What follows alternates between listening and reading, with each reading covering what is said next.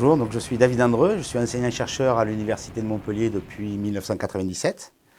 Et au début des années 2000, j'ai pris part à la création d'une équipe recherche commune entre l'Université de Montpellier et l'INRIA qui traitait de la stimulation électrique fonctionnelle.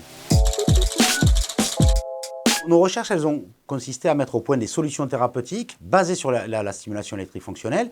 Le principe, c'est en fait de mettre au point un petit dispositif implantable dans le corps humain qui va nous permettre en fait de faire de la stimulation sélective.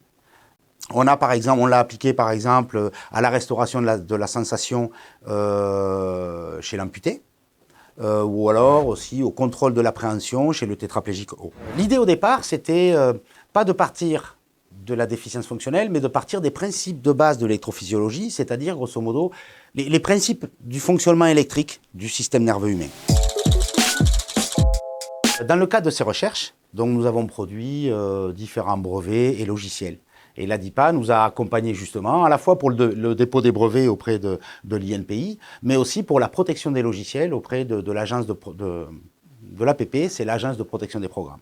Bien, à travers ces années de recherche, on a vite réalisé, mon collègue David Guiraud et moi-même, que le seul moyen d'apporter cette solution thérapeutique jusqu'au patient, c'était de créer notre propre entreprise. Parce que nous sommes là sur des marchés de niche qui intéressent très peu les grands comptes industriels du secteur. Donc, dans un premier temps, avec l'accompagnement de l'ADIPA, nous avons constitué mon dossier de demande d'autorisation auprès de la commission de déontologie de la fonction publique. Cette autorisation est fondamentale, elle est essentielle pour avoir le droit effectif de pouvoir valoriser des travaux issus de la recherche publique à travers une entreprise privée. Pour ce faire, vous devez effectivement contractualiser autour des brevets et des logiciels que vous allez valoriser à travers votre entreprise. Une fois que vous avez créé l'entreprise, votre première préoccupation, c'est de la développer.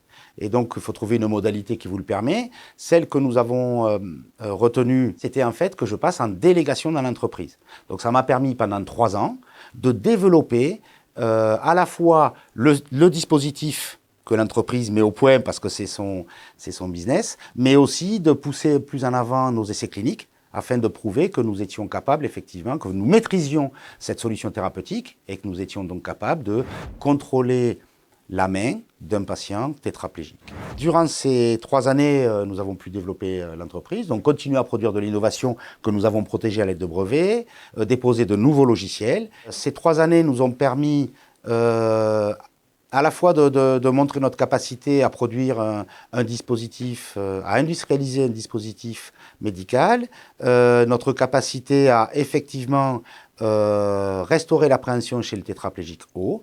Et donc nous sommes parvenus à réaliser une levée de fonds qui va nous permettre de financer la réalisation d'une pré-série du moins d'implants. Et donc la question qui se posait, c'était comment j'allais prolonger mon implication dans l'entreprise. Et donc la solution que nous avons retenue, c'est le détachement. Donc je suis passé pendant 3 ans en détachement dans l'entreprise et on dressera un bilan au terme de ce détachement. Les possibilités de valorisation de la recherche publique sont vraiment vastes. Et l'ADIPA m'a vraiment aidé à démêler tout ça et à arriver à trouver les modalités qui étaient adéquates à mon projet professionnel.